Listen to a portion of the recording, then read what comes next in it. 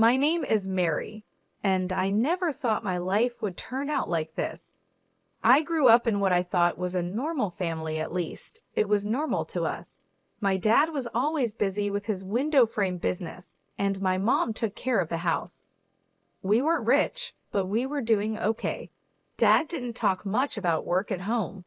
He'd come in late, give Mom a quick kiss, and ask me how school was, and that was it. I didn't mind, though I was happy in my own little world. I remember the day everything changed. I was 23, just out of college, and unsure about what to do with my life. I overheard Dad on the phone, and he sounded tense. "No, absolutely not. I won't let you take over my company. I've worked too hard for this," he said. I shouldn't have listened in, but I couldn't help it. My stomach turned as I realized Dad's company was in trouble. Why hadn't he said anything? That night at dinner, I watched him closely. He seemed normal, joking with Mom about her overcooked pot roast, but I noticed the worry lines around his eyes and how his smile didn't quite reach them. I knew I had to do something, but I had no idea what to do. I didn't know the first thing about business, but I couldn't just sit by and watch our family's livelihood fall apart. The next day, I did some digging. It wasn't hard to find out who was trying to take over Dad's company, a big-time businessman named Scott Peterson. His office was close to our house. When I showed up and asked to see Mr. Peterson, the receptionist looked at me like I was out of my mind. "Do you have an appointment?" she asked, raising an eyebrow. "No, but it's important. Please, just 15 minutes, I begged. She must have felt sorry for me because after a quick phone call, she waved me towards the elevator. "Top floor," she said. The ride-up felt like it took forever. When the doors opened, I found myself face to face with Scott Peterson. He was older than I expected, with silver hair and sharp eyes. "Well, well," he said, looking me up and down. "What do we have here?" I swallowed hard. "Mr. Peterson, I'm Mary Jason. I'm here about my father's company, Jason Windows." His eyebrows shot up. "Jason's daughter? This is unexpected. Come in, let's talk." I followed him into his office, trying not to be distracted by the view. He settled behind his huge desk and motioned for me to sit. "So, Miss Jason, what can I do for you?" I took a deep breath. "Please don't take over my father's company. It means everything to him. There must be another way." Peterson leaned back, studying me. "Interesting," he said.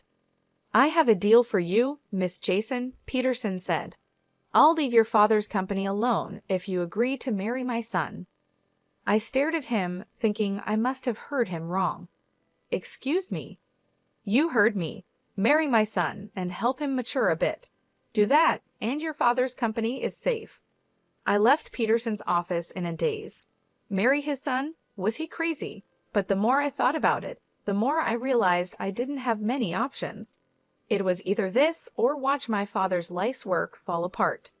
The next day, I found myself back in that intimidating office. Peterson was waiting with a smug smile on his face. "So, Miss Jason, have you made your decision?"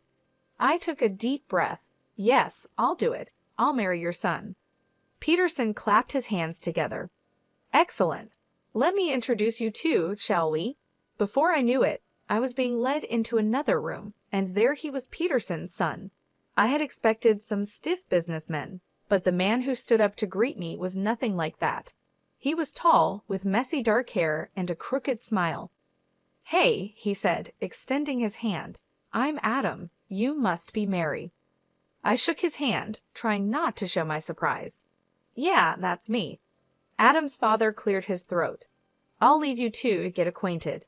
As soon as the door closed behind him, Adam's relaxed attitude changed. He ran a hand through his hair, looking uncomfortable. "Look, I'm sorry about this. My dad, he's got some pretty old-fashioned ideas." I shrugged, trying to act like it was no big deal. "It's fine. We're both adults, right? We can handle this." Adam laughed, but it sounded forced. "Yeah, sure. Just a casual arranged marriage. No big deal." We spent the next hour talking, and I hate to admit it, But Adam was actually kind of interesting. He was smart and funny, even though he seemed a bit irresponsible. I could see why his father wanted him to grow up. Over the next few weeks, Adam and I started seeing each other, if you could call it dating. We went out to dinners, movies, the usual stuff. But there was always this awkwardness between us. We both knew this wasn't real, no matter how much we tried to pretend. And so, 5 months after that fateful meeting in Peterson's office, I found myself walking down the aisle. My dad looked so proud, so happy. He had no idea about the deal I'd made to save his company as I said my vows. I looked into Adam's eyes. There wasn't any real love there, but there was friendship, and maybe that could be enough. The reception was a blur of congratulations and champagne. At one point, Adam's mother, Linda, cornered me with a tight smile. "Welcome to the family, dear," she said, her voice full of fake sweetness. "I do hope you'll make Adam happy." I forced a smile. "I'll certainly try, Mrs. Peterson." As we left for our honeymoon, I caught a glimpse of my father-in-law. He was beaming, clearly pleased with himself. A wave of anger flashed through me. This was all just a game to him. The first few years of our marriage were interesting, to say the least. Adam and I settled into a routine. We lived in a nice house, thanks to his father's money, but it felt more like we were roommates than husband and wife. I tried my best to be a good influence on Adam, and slowly, I saw changes in him. He started spending less time with his party-loving friends and more time at the office with his father. I could see the pride in his father's eyes when Adam began showing real interest in the business. It made me feel like maybe this whole arrangement wasn't for nothing.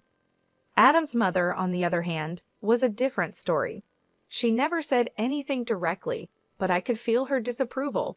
She'd purse her lips when I spoke, or give backhanded compliments like, "Oh, Mary, that dress is interesting. So brave of you to wear something like that." I'd grit my teeth and smile. "Thank you, Mrs. Peterson." Despite the challenges, I held on to hope. Maybe, just maybe, Adam and I could grow to love each other. Maybe having kids would change things. But life had other plans. It was a crisp fall day when we got the news. Adam and I sat in the doctor's office, the silence heavy between us. "I'm sorry," the doctor said gently, "but the tests show that you, Mr. Peterson, are unable to father children." The words hit me like a punch. No children. The one thing I had been counting on to bring us closer, to make this marriage real, was now impossible. That night, as I lay awake, I thought about my own parents. Dad's business had flourished since my marriage to Adam. He had even managed to double his turnover. I was happy for him, truly, but I couldn't help feeling a bit lost. I wanted to work and have a purpose beyond just being Adam's wife. But when I brought it up to him, his response was quick and firm. "Work? Why would you need to work? We have more than enough money." "It's not about the money, Adam. I want to do something meaningful," I replied. He shook his head. "In our circle, wives don't work, they do charity. Why don't you start a foundation or something?" And so the Mary Peterson Foundation for Children with Cancer was born. It wasn't what I had imagined for myself, but it gave me a sense of purpose. I threw myself into the work, organizing fundraisers, visiting hospitals, and doing whatever I could to help. Adam didn't seem to care much about my new passion. In fact, he didn't seem to care much about anything I did anymore. We were living parallel lives, sharing the same space, but rarely connecting. Years passed 8, to be exact, and then everything changed again. Adam's father died suddenly of a heart attack. Just like that, Adam was pushed into the role of CDO. I tried to be supportive, but I could see him struggling under the weight of his new responsibilities. 3 years later, we got more bad news. Adam's mother had cancer. "We should move her to a care facility," Adam said, his voice detached. "They can take better care of her there." But his mother refused. "I will die in my own home," she declared, her chin lifted defiantly. So, drawing on my experience with the Cancer Foundation, I took charge of her care. I hired nurses, coordinated treatments, and spent hours by her bedside. To my surprise, Linda's attitude toward me began to soften. One day, as I was adjusting her pillows, she caught my hand. "You're a good woman, Mary," she said softly. "I'm sorry I didn't see it sooner." I felt tears well up in my eyes. "Thank you, Mrs. Peterson." 6 years passed since Adam took over his father's company. I wish I could say things got better, but the truth was far from it. Adam's behavior became more erratic. He was drinking more, coming home at odd hours, and snapping at me over the smallest things. One day, I received a call from Adam's assistant. "Mrs. Peterson, I'm sorry to bother you, but Mr. Peterson hasn't been to the office in days. Is everything all right?" When Adam finally stumbled home that night, reeking of alcohol, I confronted him. "Adam, what's happening? Your assistant called you haven't been to work." He laughed bitterly. "Work? What's the point? The company's going under anyway. Dear old Dad left me a sinking ship, and I couldn't keep it afloat." I couldn't believe what I was hearing. All those years of hard work gone, and Adam seemed almost relieved. Desperate to save something, I reached out to my father. Even though he was semi-retired, he agreed to help. He offered Adam a position as his deputy, hoping to guide him back to success. But Adam's heart wasn't in it. He showed up late, left early, and did the bare minimum. I watched helplessly as my father's sales began to drop. I knew I had to talk seriously with Adam. One night, after he'd had a few drinks, I approached him. "Adam, we need to talk about work. You're barely showing up, and my father's company is suffering because of you." Adam's face twisted with anger. "Oh, so now it's my fault? I never wanted this, Maria, any of it." "What are you talking about?" I asked. He laughed, a harsh, ugly sound. "This life, this marriage. I'm just waiting for Mom to pass away so I can sell her house and get out of here." I stared at him, horrified. "How can you say that? Your mother is dying, and all you care about is her money." "Don't act all high and mighty," he spat. "We both know this marriage is a sham. You're just as eager to get out as I am." Disgusted, I turned to leave the room. As I opened the door, I came face to face with Adam's mother. The look on her face told me she had heard everything. For a moment, we just stared at each other. Then, silently, she reached out and squeezed my hand. In that gesture, I felt her gratitude, her understanding, and her sorrow. The day I got the call about my parents' plane crash, my world shattered. Mom and Dad were gone in an instant. Their small plane to Aspen, Colorado, meant to be a second honeymoon, became their final journey. I needed support, someone to lean on, but Adam was nowhere to be found. My own husband didn't even bother to show up at the funeral.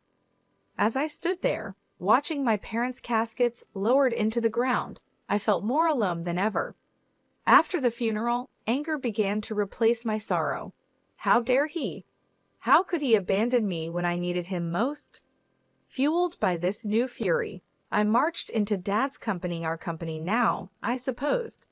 The sight that greeted me when I entered Dad's old office made my blood boil. There was Adam lounging in Dad's chair like he owned the place, barking orders like some conquering hero.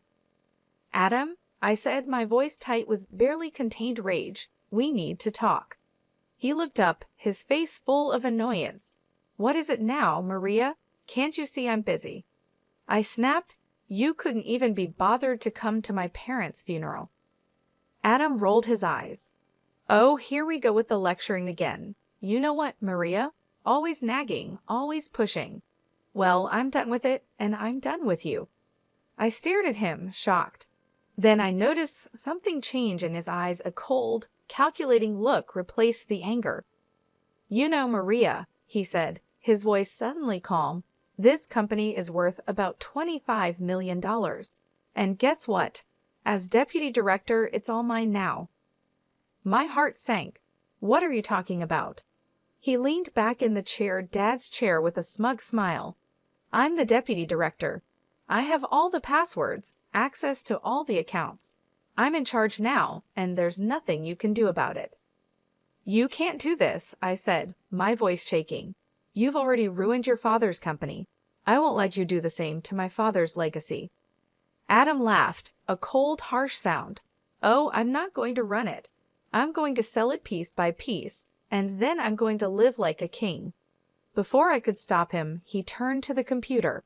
I watched in horror as he transferred a large sum from the company account to his personal one.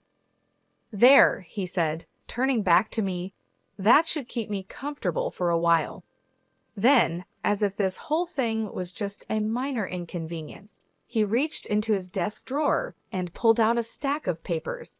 He tossed them at me casually. "Oh, and here divorce papers. I think it's time we ended this farce, don't you?"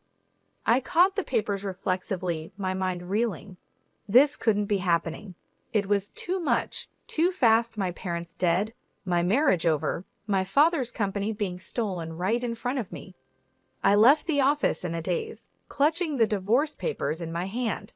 But as I walked, something inside me shifted. I had spent years bending to Adam's will, to his father's manipulations. No more. It was time to fight back. With renewed determination, I headed straight to my father's lawyer's office. Mr. James had been Dad's friend and confidant for years. If anyone could help me, it would be him. "Mary," Mr. James said, rising to greet me as I entered his office. "I'm so sorry about your parents. How are you holding up?" I collapsed into the chair across from him, the events of the day spilling out in a rush. Mr. James listened patiently, his expression growing grimmer by the minute. When I finished, Mr. James leaned back in his chair with a small smile. "Mary, I think it's time I shared something with you. Your father made some changes to his will just before the accident." As he read the will, I felt a weight lift off my shoulders. The company, it was mine, all mine. Dad had left it to me, not Adam. But there was more. Mr. James looked up from the papers, his eyes twinkling. "There's something else you should know. Your father dismissed Adam 1 week before his death, fired him outright." I couldn't help it. I laughed, a real, genuine laugh for the first time in what felt like forever. So all those orders Adam was giving were completely meaningless. Mr. James nodded. Then he pulled out an envelope. "There's one more thing, a letter from your father." With shaking hands, I opened it. Dad's familiar handwriting blurred as tears filled my eyes. "My dearest Mary," it began, "if you're reading this, it means I'm gone. I'm sorry for leaving you like this, but I hope I've left you with the tools to build the life you deserve. The company is yours now, and Maria, it's time to let go of Adam.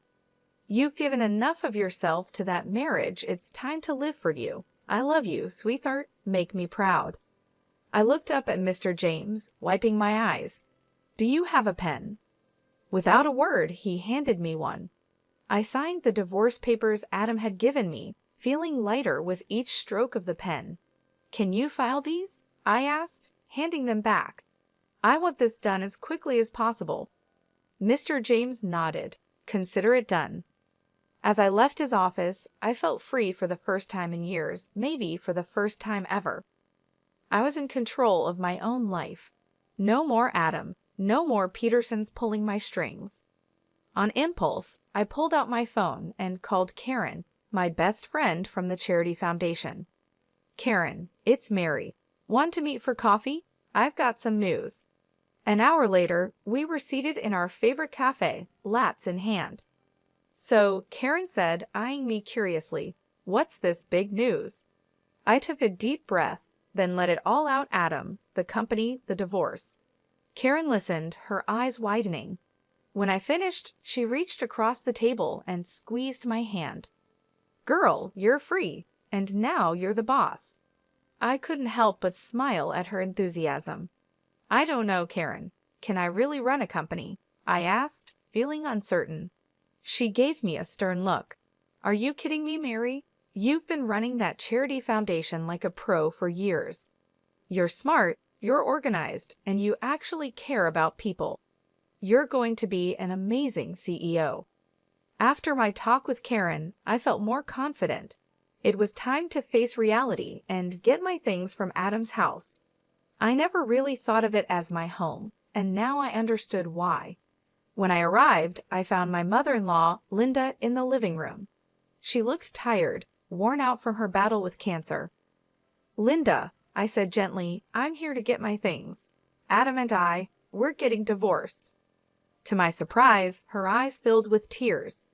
"Mary, I know I haven't always been kind to you, but you've been so good to me. Would you consider taking me with you?" I was stunned. "You want to come with me?" Before she could answer, the front door slammed open. Adam stormed in, his face red with anger. "You," he shouted, pointing at me. "What the hell did you do? The company accounts are blocked. I can't access the money." I straightened up, looking him in the eye. "That money isn't yours, Adam. It never was. And by the way, my father fired you 3 weeks ago. You have no claim to the company. I've already told security not to let you into the building." Adam's mouth opened and closed like a fish out of water. Then he noticed his mother packing the suitcase. "Mom, what are you doing?" Linda looked at her son, her expression a mix of sadness and determination. "I'm going with Mary. I'm sorry, Adam, but you've proven to be unreliable." Adam's face turned an even deeper shade of red. "Unreliable? Me? This is all your fault. You raised me to be this way, with your coddling and your expectations." He turned to me, his voice full of venom. "Fine, get out, both of you. I don't need either of you." I felt a wave of pity for him.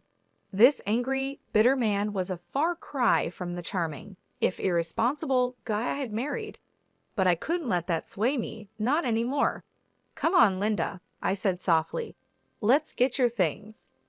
As we packed, Adam continued to rant and rave, hurling insults and blame. But we tuned him out, focusing on what we needed to do. The drive to my parents' house was quiet.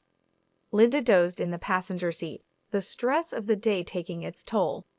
As we pulled up to the house, a lump formed in my throat. It felt strange coming here without Mom and Dad. "We're here," I whispered. I gently woke Linda and helped her inside, leading her to my parents' room. It felt right somehow to give her that space. "Are you sure?" Linda asked, her eyes wide as she looked around the room. I nodded, swallowing past the lump in my throat. "Yes, I think they would have wanted it this way." As I helped Linda settle in, I felt a mix of emotions: grief for my parents, relief at being free from Adam, and uncertainty about the future. But beneath it all, there was a glimmer of hope. Taking over Dad's company felt like jumping into the deep end of a pool without knowing how to swim. Those first few months were filled with meetings, financial reports, and sleepless nights, but I was determined to make it work. I hired Paul, a brilliant business consultant, as my right-hand man. He patiently guided me through the complexities of running a multi-million-dollar company. "You've got good instincts, Mary," he'd say. "Trust them." Slowly but surely, I found my footing. 5 months in, I wasn't just getting by, I was thriving. The company's performance began to improve, and I felt a surge of pride, knowing Dad would have been pleased. Through it all, I never neglected the Cancer Foundation. If anything, my work there became even more important to me. It was a connection to my past and a guiding light for my future. Linda's condition worsened over time, and I devoted myself to her care, determined to make her final days as comfortable as possible. We grew close during those 3 years, healing old wounds and forming a bond I never thought possible. The day she passed, I held her hand and whispered, "Thank you for everything, Linda." She squeezed my hand weakly, a small smile on her face, before slipping away peacefully. I organized the funeral myself, making sure everything was just right. Adam didn't show up. I wasn't surprised, but it still hurt to see how far he had fallen. A few weeks after the funeral, I received a call from Mr. James. "Mary, there's something you need to see. Can you come to my office?" When I arrived, I was shocked to see Adam there, a young blonde hanging on his arm. He smirked at me. Well, if it isn't the little CEO, don't worry, I'm just here to collect my inheritance. Mom and I might have had our differences, but blood is thicker than water, right? I held back my words, waiting for Mr. James to speak. The lawyer cleared his throat and began reading Linda's will. As he spoke, I watched Adam's smug expression turn to disbelief, then to anger. And so I leave my house and all my savings to marry Jason, with the stipulation that the money be donated to the Cancer Foundation she so passionately supports. Tears filled my eyes as Linda's final act of kindness overwhelmed me. Adam exploded. This is a joke. She manipulated Mom. She's a fraud, a gold digger. She ruined my life, and now she's stealing my inheritance. His girlfriend, looking confused, stepped away from him. You said we'd be set for life with this money. I'm out of here. She stormed out, leaving Adam sputtering in disbelief. As I left the office, I could hear Adam's angry rants fade behind me. I felt light, free. Linda's gift wasn't just about the money, it was validation. She had seen me, truly seen me, and found me worthy.